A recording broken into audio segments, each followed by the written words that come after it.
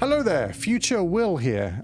This video is super old. It was recorded, well, not super old, like a couple of months old. It was recorded July 10th, 2022. No particularly sexy or interesting reason why this video hasn't gone out until now, just a lot of really boring reasons. But it's all good to go. And I'm super glad because it's an awesome video. It's a great conversation. And I think it's really pertinent and one that anybody in the street epistemology community should have a watch and think about and sort of reflect on this question. And in the spirit of that, I would like to do something I never, ever normally do. And I'm going to ask you if you would comment on this video. I would really, really love to hear what you think about this particular issue. If you're brand new to the community, just stumbled across this, you've heard of SE and you kind of have just sort of finding your way with it, or if you're have been a member of the SE community for decades, it doesn't matter. I really would love to hear what you think. Do you think street epistemology is a tool for promoting atheism? Sushi is an awesome conversation partner. He's really experienced within the community. Talking to him about this issue was just a fantastic exercise. One of the things to point out is Sushi and I are friends. We know each other. We've spoken a lot. And as a result, there may be a slight skipping of many rapport steps you'll often see me do in my videos. This isn't because I respect Sushi any less. It's just that most of the time in my videos, I don't really know the people I'm speaking to. This may be the first time we've ever spoken. And so with Sushi, having that familiarity means that we can, get right down to it and start exploring the topic. And maybe things might sound a little bit more terse than you're used to from my videos, but that would be the reason why. It's just because we're friends. So with that, yeah, love this video, super excited about it, really keen to hear what you think, so please do comment and yeah, enjoy.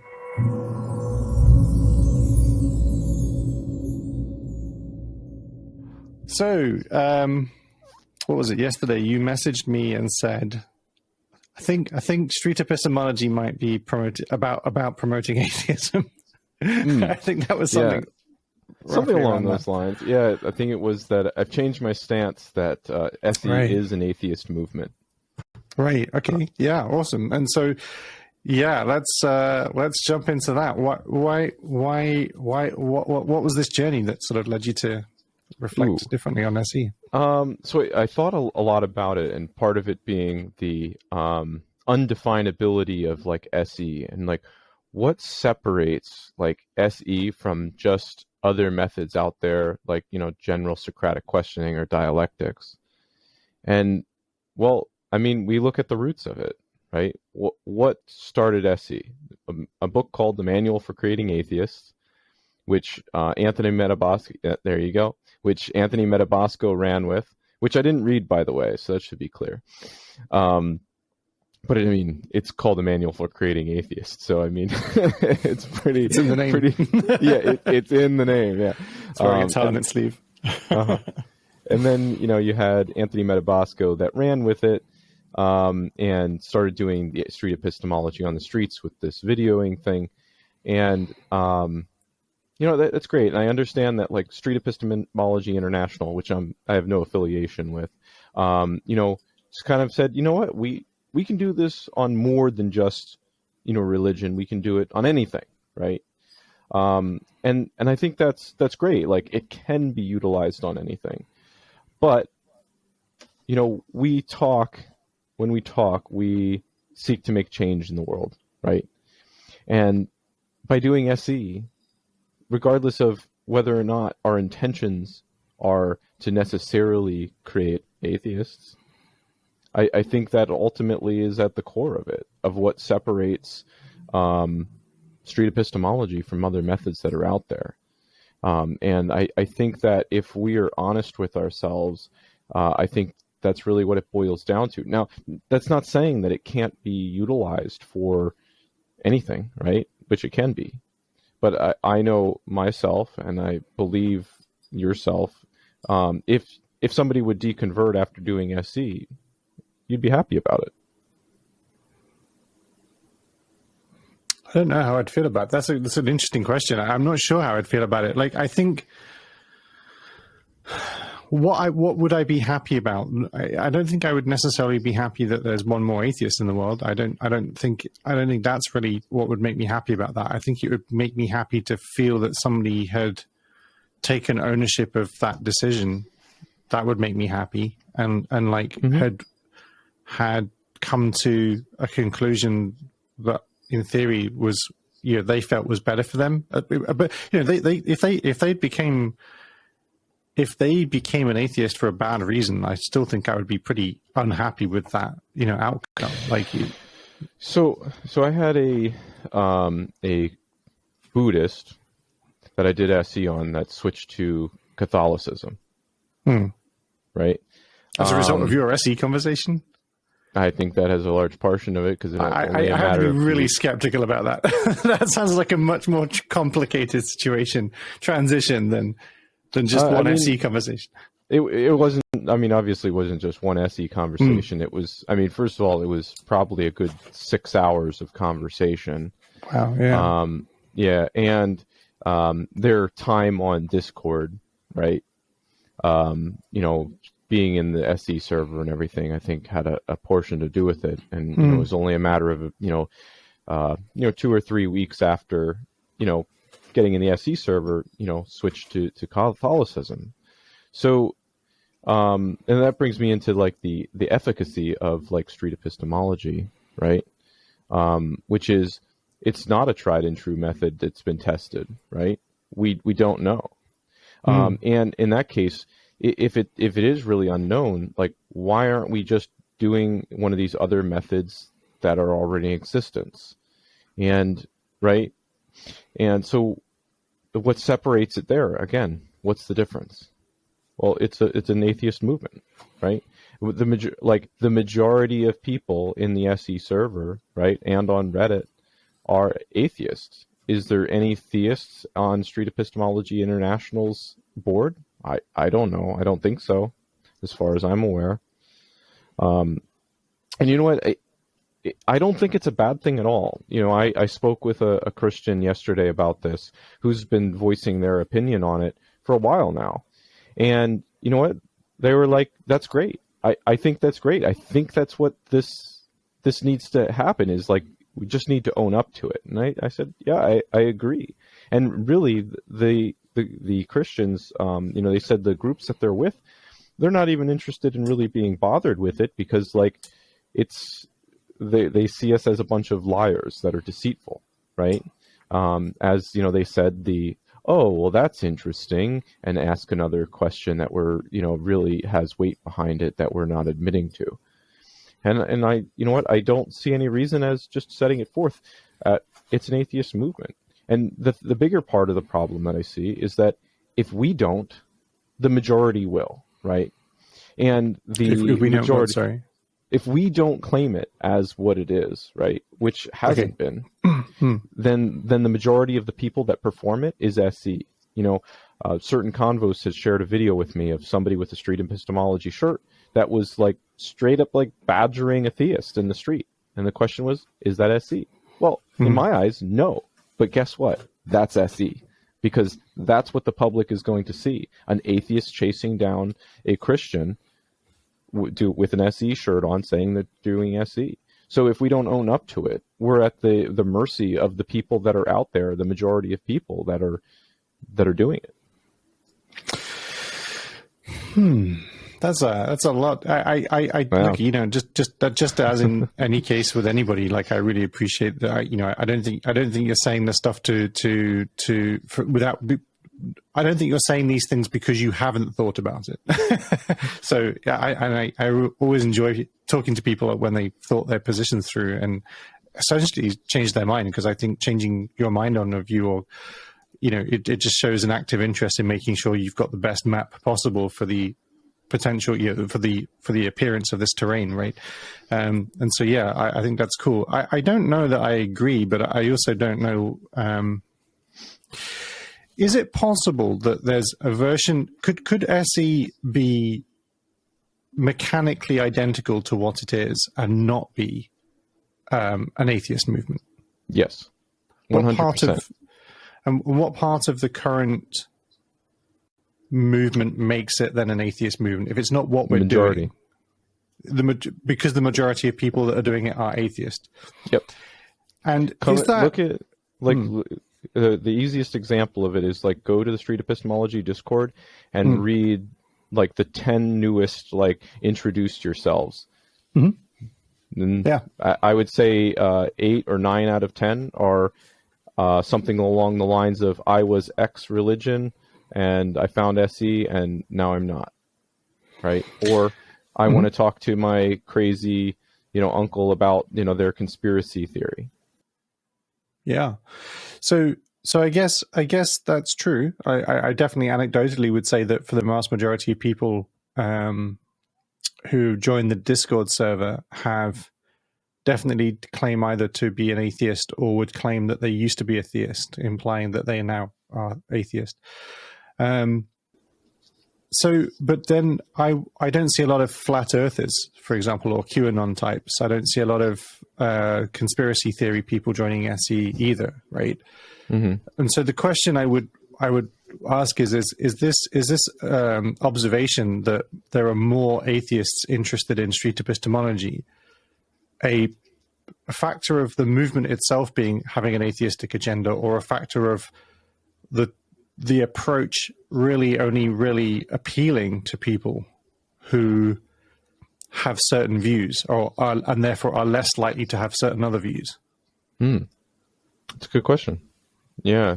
Well, I can only experience or, view this from my own experience, which is that, people watch Anthony's videos, which are myself included, which tend to be focused on religion.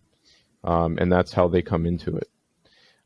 So like, what is that movement? Well, who's in control of it right now? Well, who's defining it right now? Who's saying what it is?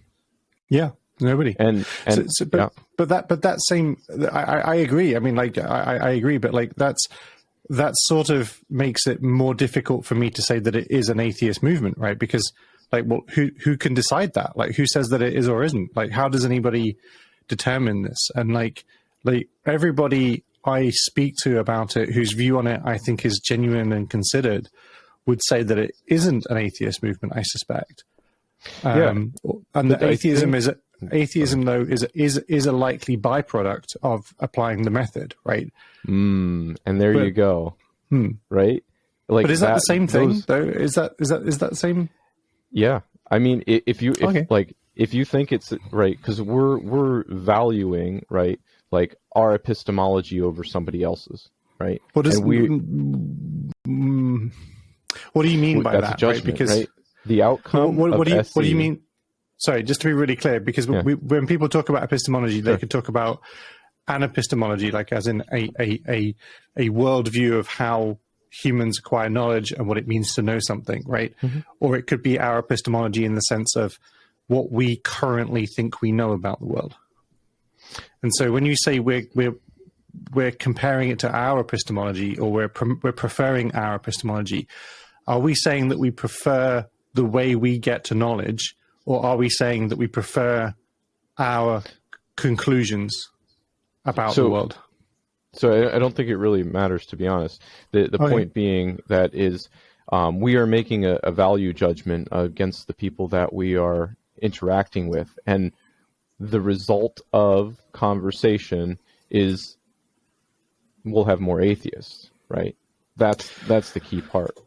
So like, it depends right if there, there's it depends. Do you believe that there's a rational reason to believe in religion, for example? Do I? Yes. Yes, I do think there are rational reasons. Yes.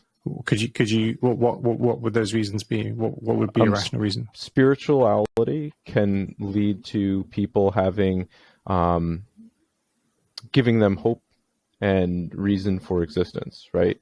I think that's like one of the best parts about religion is helping individuals deal with existentialism. So that's a rational reason to believe it. Is that a rational reason to believe it's true, or a rational reason to act if it's true? I don't know. That's a really hard question to answer, because like we don't know the truth, right? Right. And if it does legitimately give somebody hope, right, and it gives them purpose, then does it really matter if it's true?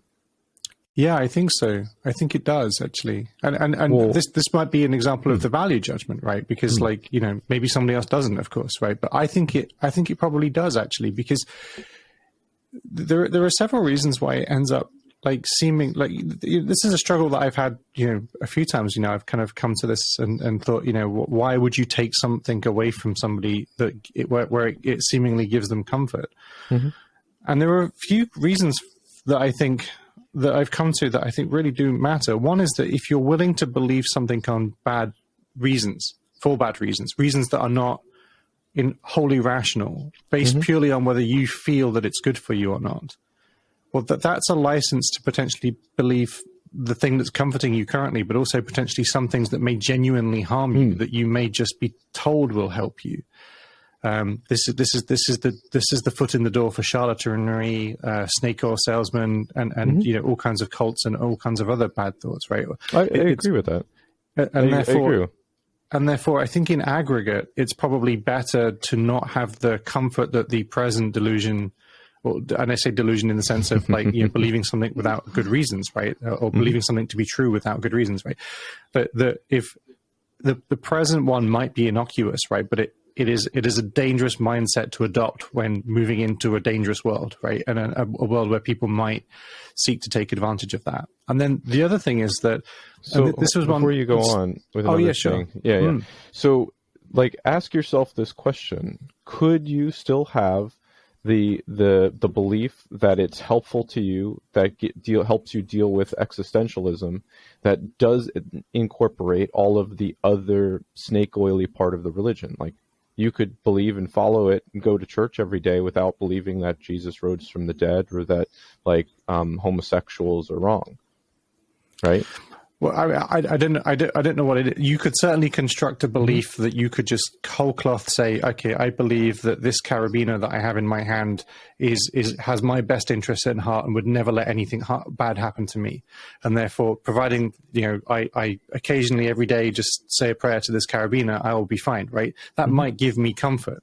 It might do, right? But again, if I'm willing to believe that of this object, this carabiner, then I might be willing to believe other things could also usefully be in doubt. I might consult my water bottle before making financial decisions. I might start. It's a slippery slope argument, but I think consciously, like once we allow these kinds of mental constructions in our minds, I think we might open the door to these slightly less ideal versions of it. Now, I'm kind of a fan of the adage that, in the absence of true hope, then false hope might be worth having. I think that's probably true. Might be better than no hope.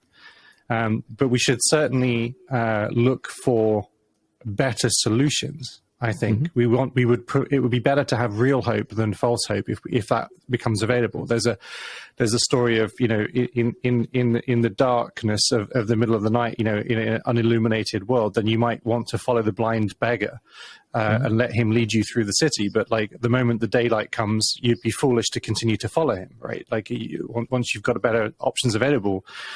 And it leads me to the other point I wanted to make about religion as comfort, which is that I've found this weird, because actually the same example can equally convert people to a religious worldview or deconvert them, depending if they previously had it or not. But in some of the world's life's most difficult challenges, so you maybe and I use the example of the death of a child, which I can't imagine how terrible that is, but I can imagine it's pretty much up there. A child dies. I think in that moment, you're likely to question your faith. You're likely to question your religious worldview. And I think almost at the same time as you are in most need of a support system, a system for understanding the world around you and emotionally connecting to it and dealing with it, you might also be losing this one because it's come so sharply into conflict with the reality that you're having to also live through. The cognitive dissonance has just become too much to bear. Conflating this idea of a loving God who listens to your prayers and cares about you and knows what to do, but also decided to take your child, right? So in that moment, you're having to deal with the highest possible grief, as well as having to deal with the highest, possible disconnection from your otherwise established worldview, right? These views are if there really is no alternative and false hope is the only hope you can grab, then I can have some sympathy for those who choose to grab false hope. But I think it's slightly. It would be a very bleak scenario indeed to say to somebody, I think the hope you have is false, but I don't think you're either capable of or aware of or able to find better hope. I just think that that's quite a remarkable thing to need to say to somebody, that their circumstances would have to be extraordinary, I think, for me to feel like that in relation to them. So I don't think it's so much about. But I think the question was like whether or not there can be a rational to believe it, right? And to me, I think that to some extent is a rational reason to believe it. Right? I don't think it's a rational reason to believe it to be true. I think it's a recognition of the I'm need not saying for it to that be it's true, right? To believe that there's something in it, right? What does it mean for there to be something in something? Yeah, you can be agnostic to whether or not it's true, right? You could be agnostic about whether or not it's true. Mm-hmm. Well, I don't know, but it gives me hope, right?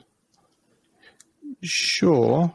Okay. I don't know, but it gives me hope. Yeah, you could certainly say that for sure. Yeah, like I can say that I don't know that there is a God, but maybe I choose to act as if there is a God, and that gives my life meaning and purpose in a way that I value. Yeah, you could totally say that. Yeah, that sounds rational to me.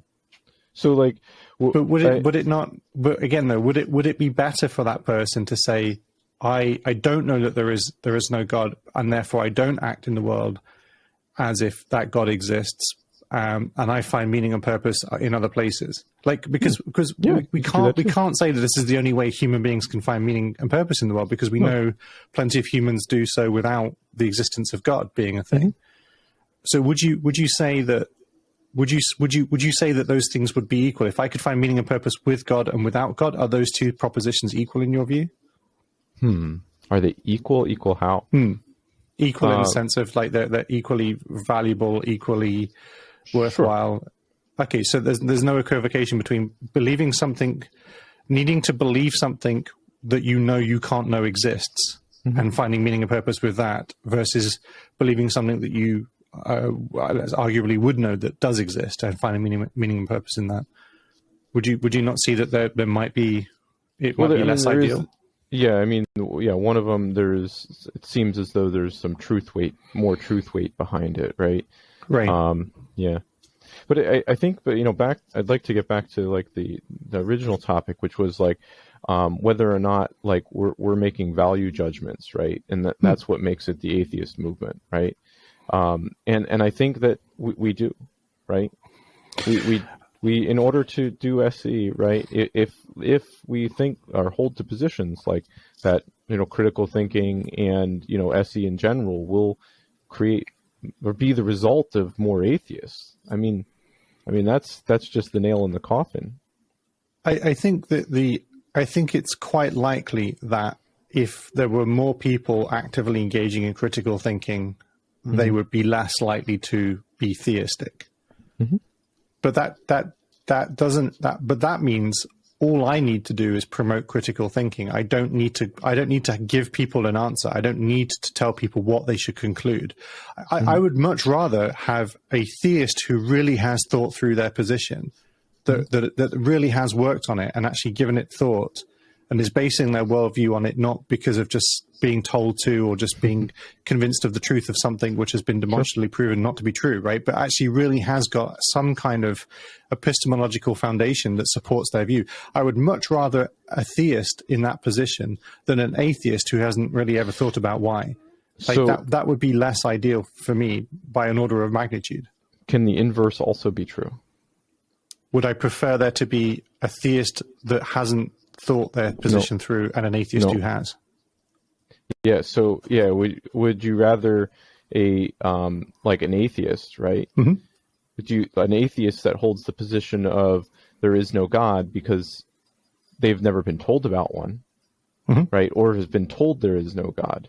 Would you hold the same weight to that? Yes, of course. I would say that was a stupid reason to believe it. Yeah, if the only reason you believe there is no God is that your father told you so, right? And that your parents have brought you up and always just told you that there is no God, and that you've never really thought about it, I would say that that was equally problematic as regards to your epistemology. Absolutely, 100%. That's exactly right. So now let's assume that there was a theist who was doing a street epistemology on an atheist, right?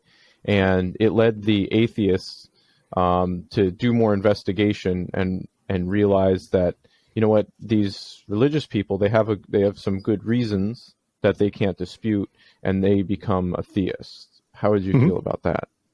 I'd say that that was great. I mean, like if they've genuinely given it thought, really applied critical thinking to it, and come to a different conclusion, then I would say they've certainly started to work at the problem. I would certainly say that they were wrong. Like, I would think that they were wrong, but that's very separate from the fact that I much prefer them to. But I think flat earthers are wrong. I think people that think country music is great are wrong. Like, I think I personally have a wide range of views. Right?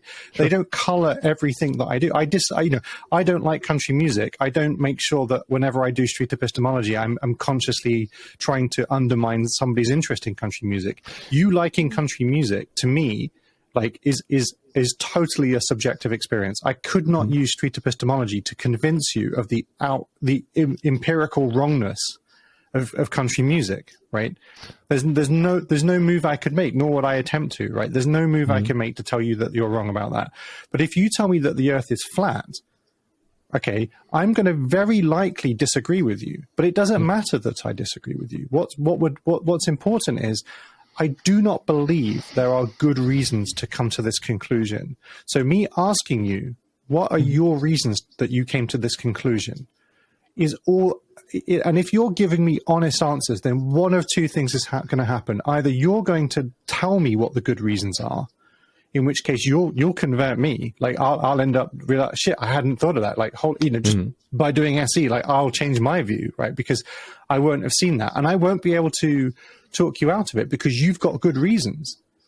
But if you don't have good reasons, then I really want you to notice that you don't have good reasons, because that's what's really important. It doesn't matter that I don't think the earth is flat when I go into the conversation. It really has no bearing on it at all. And I think that is what makes street epistemology important.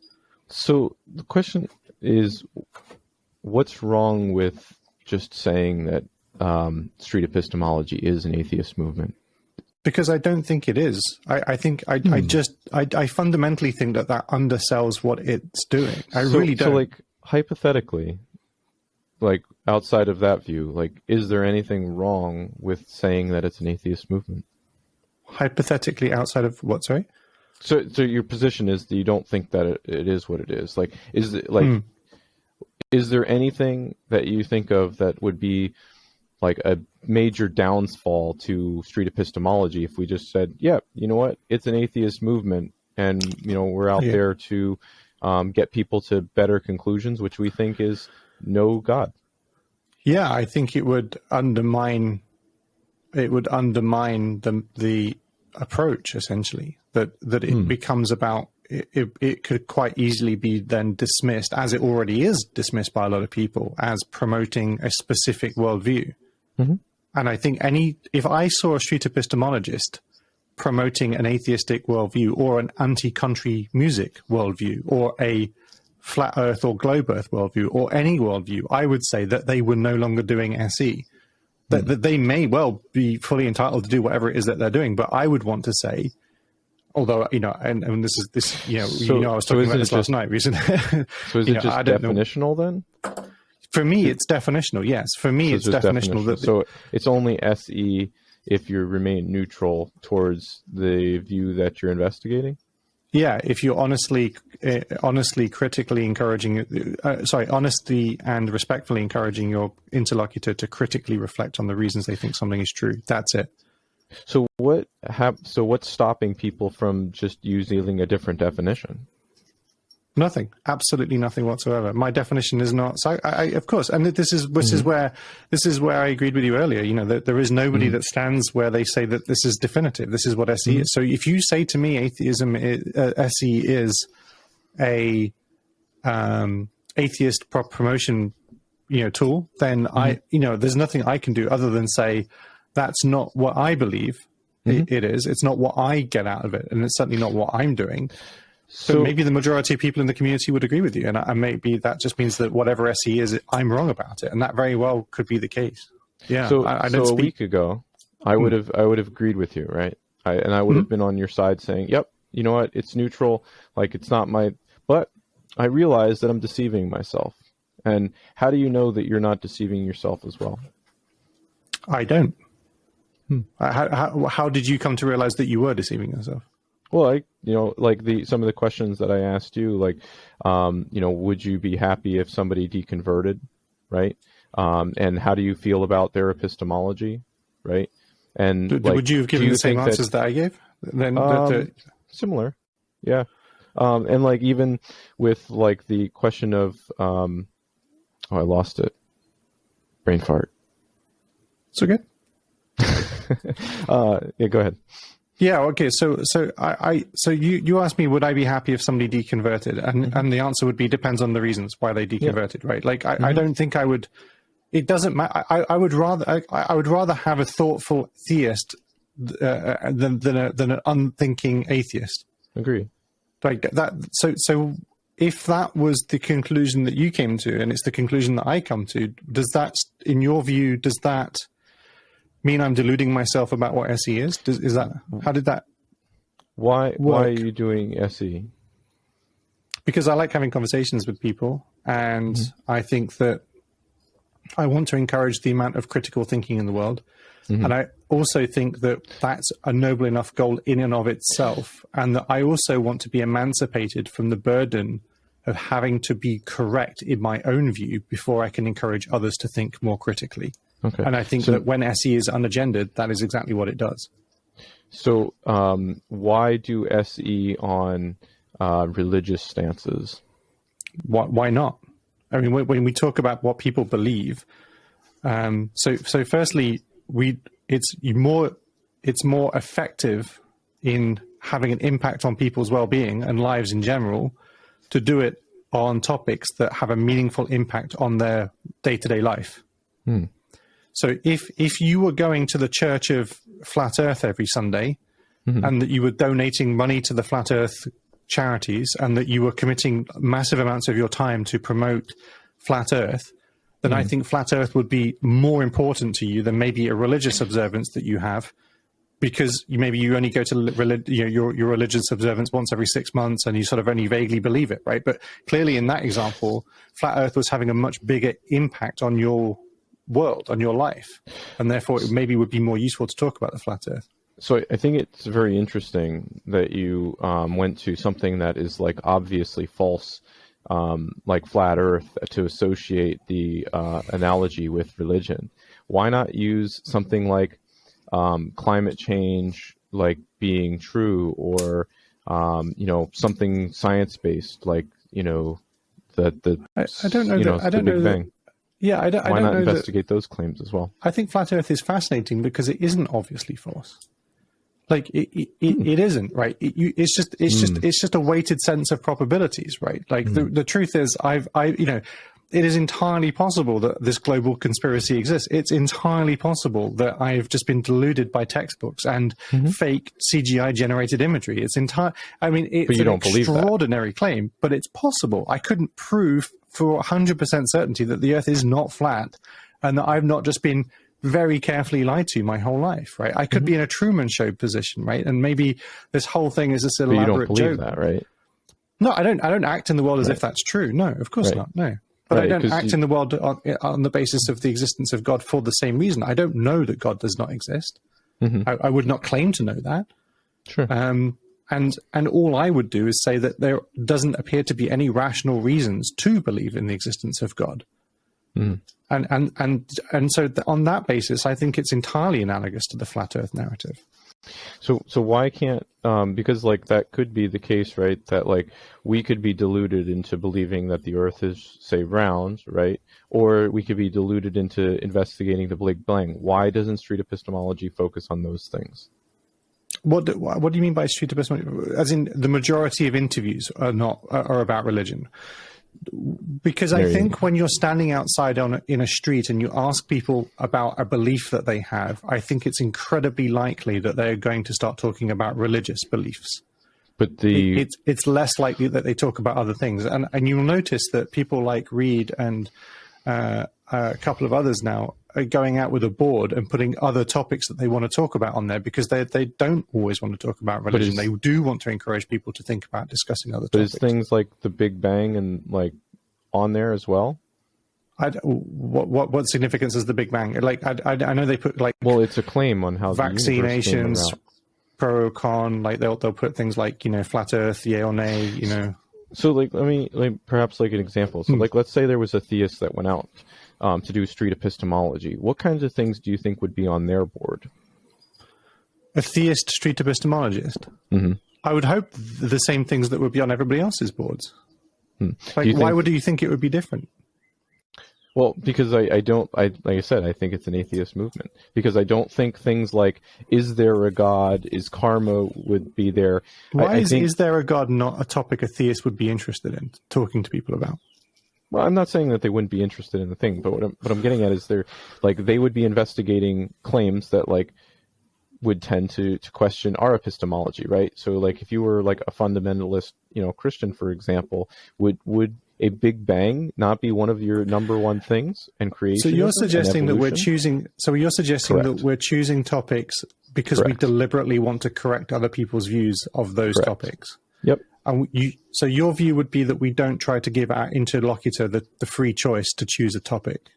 Well, I think there's some influence there, right? Like those boards well, I mean, there are more is likely influence, to, and yeah, there is influence. I mean, how much influence there is, it is certainly to be questioned. But like, how do you think if there was an atheist and a theist, right, street epistemologist who really understood the method and approach, right? And they were having somehow magically able to have an identical conversation with the same person, right? How do you imagine about the existence of God, right? How do you imagine that conversation would differ? I think it would be, well, in the ideal, like street epistemologist would the claim doesn't matter, right? The ideal, like, exactly. If you or I, right, do street epistemology, I feel as though we're experienced enough that the claim doesn't matter, right? Like I think we can remain neutral towards it. But the thing is like we're not the majority, right? Okay, so you're saying it's an atheist movement because the majority of people have an agenda to target religion specifically. Yep. Okay. And how have you identified that you gave me a reason why you identified that the majority of the members of the Discord community were very likely to be atheistic, but that's different from saying that that's what their that would entirely define their motivations to do SE. So could you explain? Let me ask you a question. What are some things that would increase or decrease your confidence that SE is an atheist movement? Or isn't an atheist movement? What would increase my confidence that SE is not an atheist movement? Survey of the community, asking people what topics they were interested in. That would probably be a good. Okay. Good. Anything else? Thing. Increased banter and anecdotal information stating that people were tired and bored of talking about religious topics because it's too frequent, comes up all the time. Which I do hear, but only from the people that I spend the time on the server with. So maybe not everybody. I would find it incredibly difficult to know what the majority of people on the server or in the SE broader, not even just Discord, but the broader pantheon of SE communities. I would find it very difficult to make a judgment call about what all of those people might feel about the topic. And that seems to be the move you're making, is that you seem to have taken the temperature of that and somehow derived. And I don't think you're wrong. I don't even know. I wouldn't know whether you were right or wrong about it. I was just interested to know how did you do this work of taking the temperature of these communities and determining that not we, but like the majority of people are going out there to do SE. So if you saw two people in the or three people, let's say three people in the SE server on more than one occasion, right, that had the third person was a theist, right, and there was SE session going on, between person A and person T, right, and then after the session, person A and person B discuss about person T, the theist, about how they're how are they not coming to a different conclusion when these answers are so obviously wrong, right? Mm-hmm. And these kind of discussions, right, how often do they happen? Constantly, but not just about theism. They constantly happen about every position, that we can't understand how the interlocutor seems to be suffering from either cognitive dissonance or an alarming absence of cognitive dissonance. So they would happen. Firstly, there's a selection criteria problem. Anthony was going out on. Anthony produces the majority of examples of SE, right? Has produced. He started out with a much more atheistic narrative. So his early videos, you would have been right. Like he definitely was going out to talk about religion and address religion specifically. And then over the years, that changed. And I think that change is a good thing. And there may still be echoes of not even made. There are certainly going to still be echoes of Anthony's original intentions with SE. But I think that the idea that SE can change, should change, needs to change, is changing, is good and true. And I think that what it's changing into is what you and I would say SE was. Also hang on a sec, because the other thing is that Anthony was going out in Texas asking people to explore their beliefs. And even when he wouldn't be looking for religion, it's not surprising under those circumstances that that's what he was coming into. He was encountering. Given a totally free choice, I would imagine that a lot of Texans will talk about religion under the circumstances that Anthony was going out there to talk about it, and whether Anthony wanted to talk about that or not. So there's that selection problem. There's the other problem, which is that I do think there aren't rational reasons to believe the positive claim that God exists. There just don't seem to be any. And therefore, it's very likely that people, until I'm shown otherwise, in which case that would change my view, right? If somebody showed me a rational, coherent argument for the existence of God, then I would start to believe in the existence of God, or certainly increase my confidence or decrease my confidence that he doesn't exist. But the reality is that I don't think there is, just like I don't think there's particularly good evidence for the flat earth. I just think no flat earth model makes sense. Like there's no coherent idea about what flat earth is, right? And so for the same reasons, street epistemology will look like it's designed to specifically attack those positions. And therefore it looks like it has a bias, which it does. But its bias is not against the positions. It's against believing things for bad reasons. And that looks the same to them. So if I were to create a survey, I know I would change my stance if it was one way or the other. If I put out a survey on the Discord and on Reddit, and got people like yourselves to promote it on asking the question, maybe some other questions as well, of whether or not they believe that SE is an atheist movement, whether or not they would like to see it as an atheist movement. Would that change your mind at all, one way or the other? Maybe. What would it mean for it to be an atheist movement? As in, does it mean that this is a movement that explicitly has the objective of encouraging atheism? Or does it mean just that this is a movement that would I think it would be up to the people that are taking the test, right? Right. Or the survey, yeah. But to me, I would say that in order for it to be an atheist movement, it would need to have that as an explicit goal, like explicitly stated as this is what we're doing. We that could are be one an of the atheist questions, movement. right? Sure, but do you think that's the goal? Yeah. Okay. If that is specifically the goal, if that's the whole purpose for SE to be created, and again, then you're going to struggle with, well, yeah, certainly originally that is what it was. Here's a question: Is this? Are we doing new SE, or is this just SE still from the original Bogosian days? Ooh. Like, is there a new SE? Is there a new SE? You know what? I think that is the idea, right? That there is trying to be a new SE that can be utilized on anything, right? Which is really the same thing as old SE. But what separates the two? I don't think. I think old SE was specifically addressing the fact that faith was epistemologically a poor reason to believe something, and that almost all religious views are, at least for the most part, and self-reportedly going to be largely supported by that claim. And therefore Boghossian was pointing out that we don't need to get into whether this is true or this is not true, because whether or not it's true or not true is just going to end up in a, I've got my facts, you've got your facts argument. But if we can undermine the narrative, undermine in the sense of get people to notice that faith is not a reason that they would support anything else being believed, and that they would be mistrustful of others making claims on the basis of faith about things that they don't believe in, and that they can then notice that faith as an epistemology is very poor, then you can get them to at least question why they then make that exception for this one position in their life. And and that was basically what a manual for creating atheists was created. And he definitely created it specifically to address faith and address religion.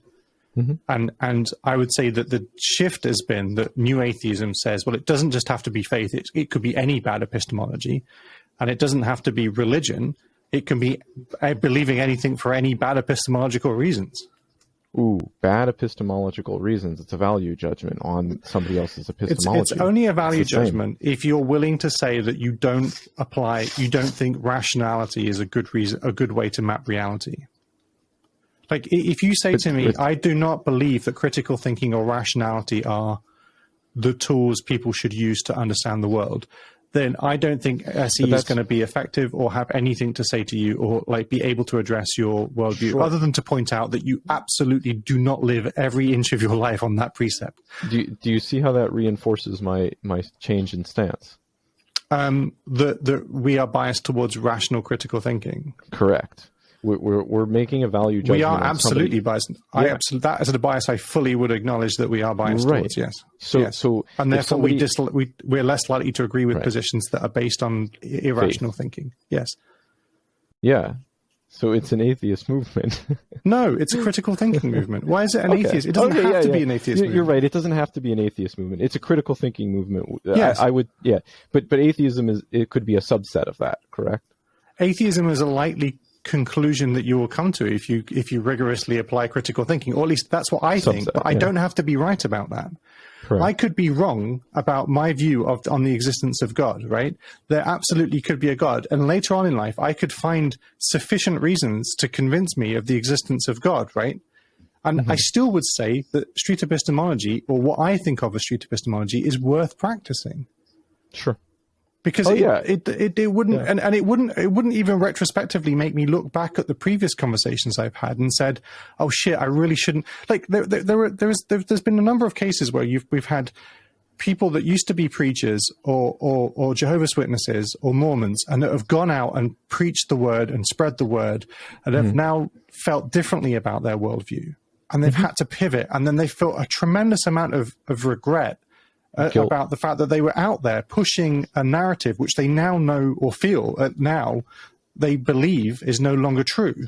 And now they're trying to go out there and do some other stuff to try and correct that view. And like, the thing that's great about street epistemology is that if you're actually, all you were doing from the very beginning was SE, and you were really actually doing SE and not just slipping into using it as a way to tactically slide in proselytization for your position, then actually you wouldn't, if you change your view, you'd have nothing to regret about your previous conversations. That's what's really awesome about it. And I think that's something that I wish more people would embrace. So couldn't things like Socratic questioning and dialectic be utilized in the same mannerisms as well?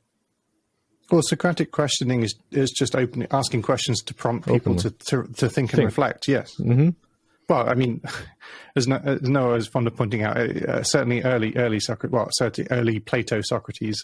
Later Plato Socrates was much more using it as a way of persuasion. It was more sophistry. But I mean, fundamentally, it's about asking questions rather than delivering statements, right? That people then will naturally feel are attacked. Whereas if you ask people questions, you force them to essentially start to think. Yeah, which sounds a lot like SE, right? Yeah.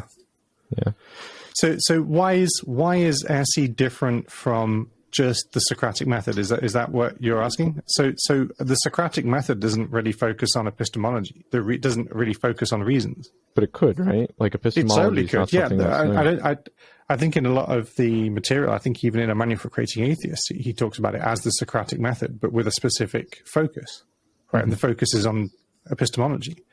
Okay. It's a Socratic method plus active listening plus epistemology. Sure. And I think that if that is all it is, then I'm all for it. If it's not, if you're right, Sushi, to be honest with you, if you're right, then I would leave SE in a moment, because I wouldn't join a atheist propaganda promotion movement. No, I wouldn't go that far. I don't think it's an atheist propaganda movement, right? I think it's just it promotes atheism. Sorry, I mean propaganda has a bit of a bad. Does it even promote it? I don't even think it says. I don't even think it.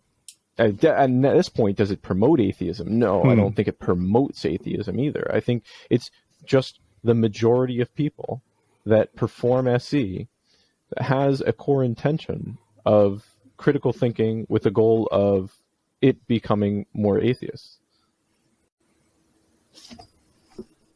I mean, you said it yourself. Did I? When? Yeah.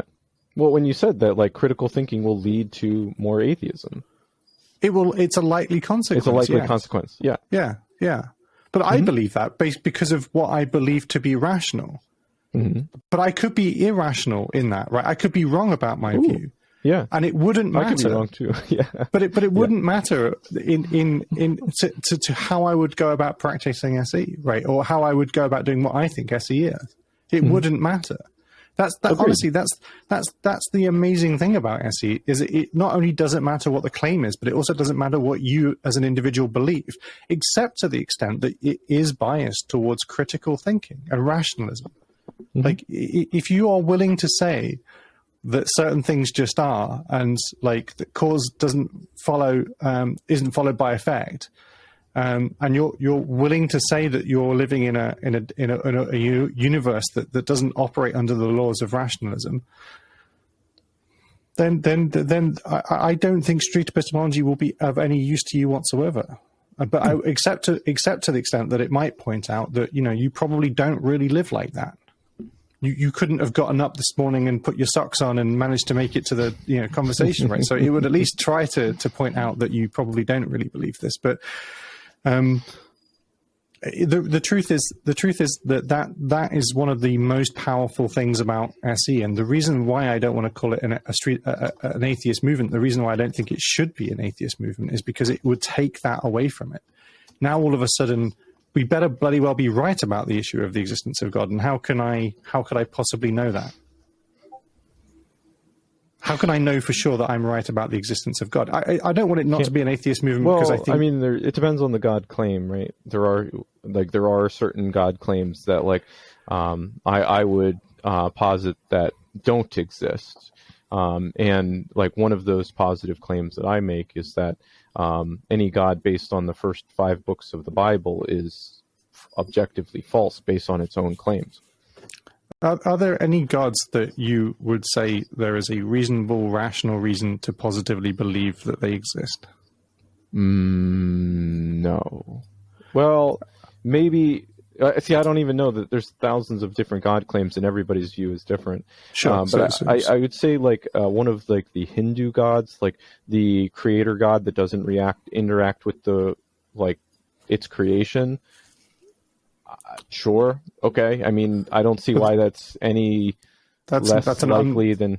Yeah, that would be an undisprovable hypothesis, right? That would just be you can Bertrand Russell's teapot type claim where I can't disprove it, but that's not a reason to believe that it's true. It's just a reason to acknowledge that we couldn't disprove its truth. Yeah, agreed. And are there good reasons to act in the world though, in relationship to claims that we could not believe to be true? I mean, we could not falsify. If that was true, right, like if there was a creator God that doesn't interact with the universe, like it wouldn't change how I interact with the world. It'd be like, oh, okay, well, something created the universe that, allowed the Big Bang to occur, or the universe is infinite. Like and is always ever expanding or always ever was, either of those, like. But you seem to be treating those two things as like, so that's really interesting, right? So to me, that's about as an innocuous God claim as somebody could make, right? I believe that there was a God that doesn't in any way interact with the universe after it was created. It is more or less a synonym for the whatever the creation is, like it's as close to a non-existent God as you can, like a non-God God as you can get, while still giving it the name, right? And you would say, it seems like you would say that therefore is not like, I couldn't disprove it. If you want to believe that, that's fine.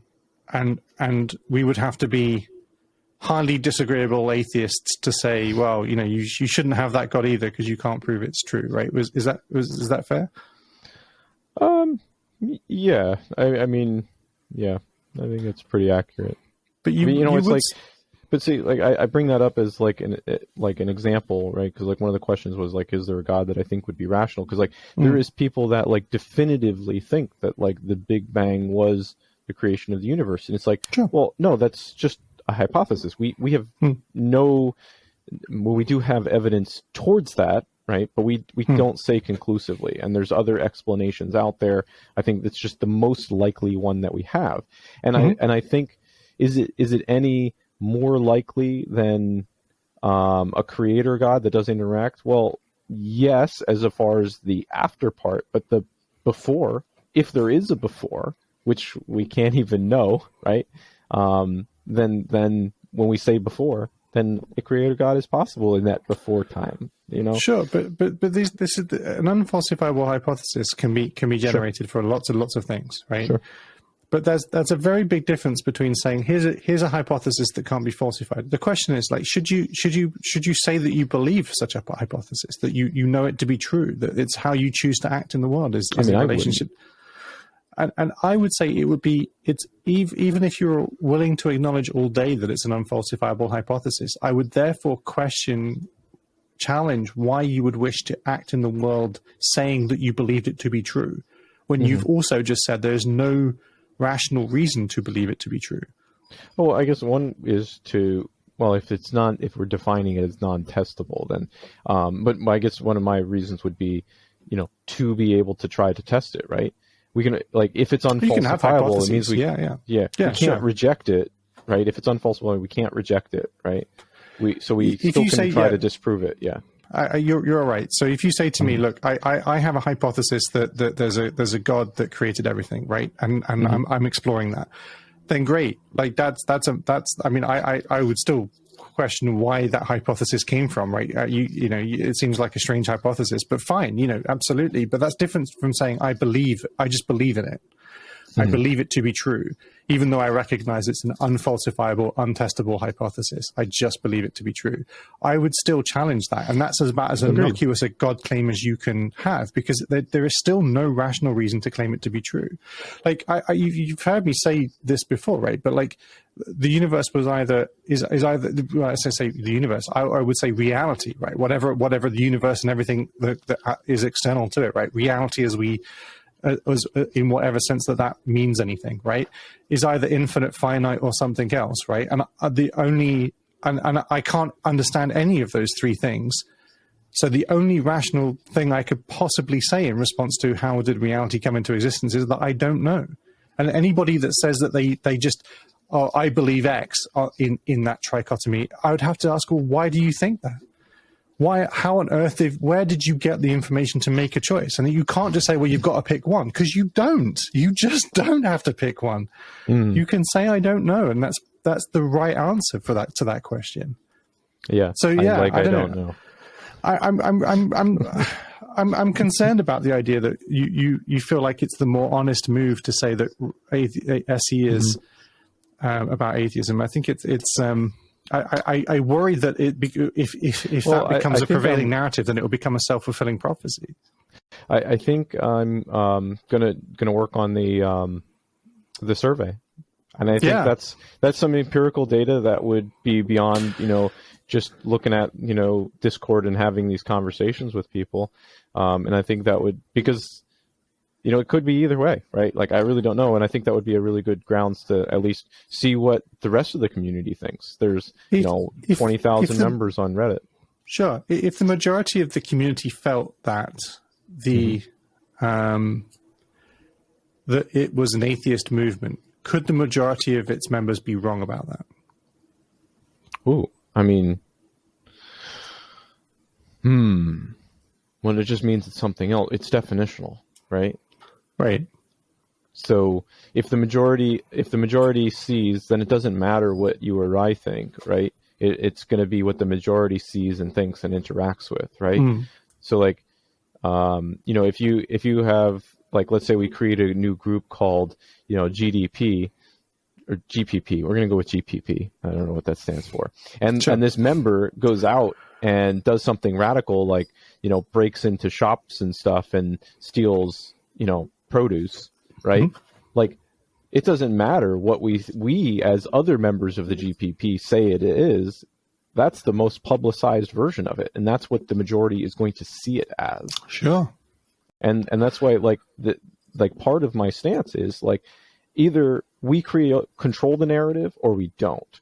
And if the majority of the people associates one way, then, like, we need to be able to control the narrative. Look, on that basis, I would totally agree with you. I don't think anybody's really controlling the narrative, and I think therefore the narrative is whatever the majority of people think or what people think about it, and there's nowhere you can point to that says, no, you're wrong about that. And in fact, anywhere that you point, like, you're more likely to find things that support your view here than mine.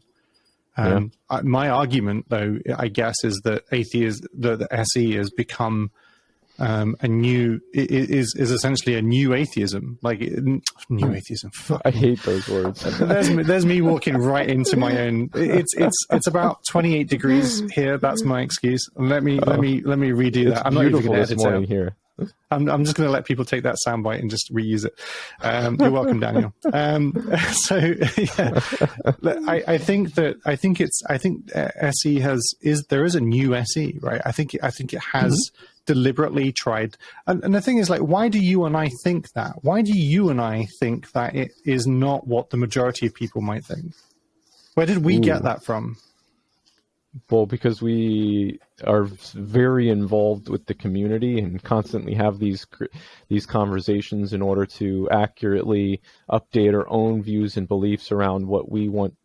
So what were we updating them in response to, though? Like, where have we gotten this idea that it was? I mean, we would have what the majority thinks.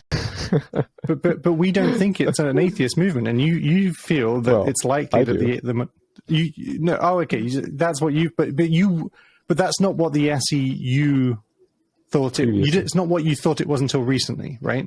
Yeah, but I realized that it was a bit of self-deception. I think So, I mean, I don't think it's self-deception so more as, like, to me, I feel like it's more an awareness that it used to be one thing and now it isn't, and not everybody's on board with that. But I could be wrong about that. That's a good way of looking at it. I could totally be wrong about that. Like, I could be wrong about it. And it's one of the things I've been trying, I've been trying to, like, qualify and get an understanding of, more clarity around, because I think it is a huge problem. Because it might just be the case that it used to be one thing and now it isn't something different. I just think it is, or I'm under the delusion here. And if that's the case, then great. I should probably stop, running around and telling everybody about it, because I don't apparently understand it nearly as well as I thought. Neither do I. But I definitely get this impression.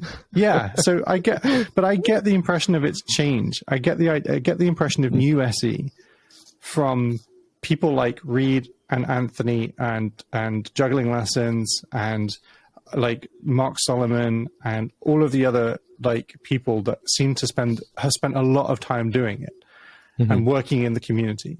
I get the impression from those people that that's what they see SE as. Right. Like, and if you look at my interview with Anthony, right, that's very much how he sees SE. And so whether or not that's what it was at the beginning, it certainly is what the people that seem to have the most commitment to it feel it is. And I think that if it does turn out, like, so there's a real question about whether or not, they have any more authority to define it. I mean, they certainly have worked really hard not to have any authority in defining it. They've actively worked against the idea that there is an authoritarian sort of top-down leadership sort of narrative here, which has resulted in this kind of schismatic, narrative that maybe the majority of people think it is about promoting atheism. Yeah. And maybe that's no longer the case because but they just haven't. There's just no one to give them the message. I just don't know. Yeah. But yeah, I think just to repeat my previous sentiment, I would worry that if we're not careful, that this idea becomes a self-fulfilling prophecy. If you start saying, okay, well, I've decided it definitely is now about promoting atheism. Well, then, if I start doing that and then Reed starts doing that, then it is about that. That is what it is. So do you think it should be about promoting atheism, or do you think it should be about what we thought it was previously? No, I think if we want it to become more mainstream, if we want critical thinking to become more of a thing, I think the controversy that is backed by making a statement that it is an atheist movement makes it more interesting and more marketable. It'll create more conflict, and conflict is marketability. If neutrality is uninteresting, nobody wants a beige room, right, with neutral statements all over the place. Like, hello. That's what makes the conversation interesting. Yeah. So this is the argument for hard SE that's been sort of, the idea that we should be more confrontational, we should be more just aggressive and start chasing, harsher points at the sake of maybe building some rapport. But when I say harsher, I should be clarified that it's like harsher as in that like we're more tactically going for particular, qualifiers for SE conversations rather than generalizing. Not as in like more confrontational that our conversations are more argumentative. That would be not what we want. Argumentative conversations. We want just like targeting like particular, claims. So how have you validated whether or not? So I can imagine a market that would respond very positively to the idea of an unagendered conversational tool that should just generally encourage all boats to rise, versus a new way of promoting a specific singular narrative. I can see that people could respond to the former more positively than the latter. So how are you identifying that an atheist version or an explicitly atheist version of SE would become a more marketable concept? I think I have a meme. Let me share it quick. You're going to meme me in response to this? Yeah. We're having this very sophisticated internet conversation where we're talking in real time with each other about a conversational technique, and you're going to reply to me using a meme. Yeah, it's beautiful. And then you're going to make me edit it into the video, and I'm going to have to put it up. Go on, send it to me on Discord. There you go. Oh, you're sharing the screen? Oh, okay, cool. Yeah, can you see it? I can. So my plan is to take all the individual subjects and combine them into one institution of innovation. Genius, amazing. Okay, 1 year later, okay, I've had this idea where we take this institute of innovation and split it up. Yeah, sure. How does that relate to what we were talking about there? I recognize the problem. Yeah. I feel like the first one is where the new SE is at. It's like, you know what, we have this method, right, that we can utilize for anything, and it'll be great. And it's like, that's genius. And then 1 year later or down the road, and he's going, we should really take all of these like different subjects and specialize in them and make, have, surgeons as opposed to just generalized doctors, right? There are plenty of existing atheist communities, right? Are there? Yeah, I mean, yes. I mean, Sure. There are thousands of them, right? Atheist communities. There's, the ACA, for example, which is a community that the SE community sort of has some ties to, and like what makes SE different from just being the ACA then? Ooh, the methods that we utilize. Okay. I think where the ACA is more of the debate style conversation, whereas active listening in street epistemology and focusing on not necessarily truth, but focusing on epistemology. So you would define what SE is largely by how we go about doing it.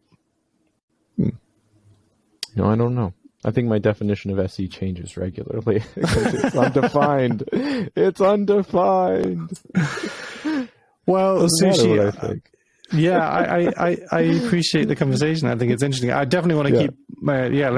Let's talk about it again. And it was fun, and I think I think there are real challenges here, and it's a shame because I was having a conversation yesterday and on similar, not quite the same, but similar lines, and lamenting the fact that I really wish there was just a stronger idea of what SE was, so that people could know whether they wanted to back it or not, and that they would know when they could stand somewhere and say that this was or was not SE, and it not just be a subjective opinion.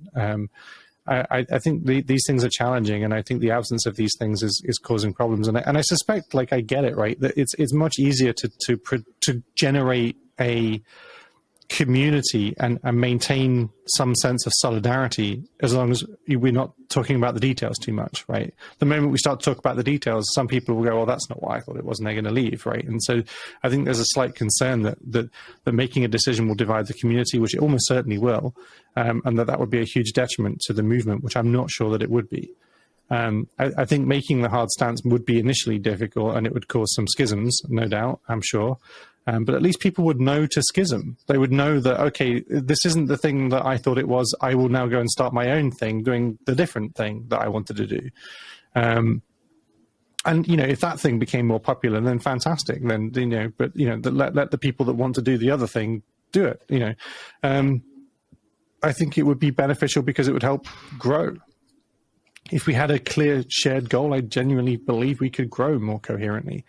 But if that goal is to promote atheism, then I would be sad about it, because I think that's a baby that would have been thrown out with some bathwater. Just pretend atheism is critical thinking. Just pretend.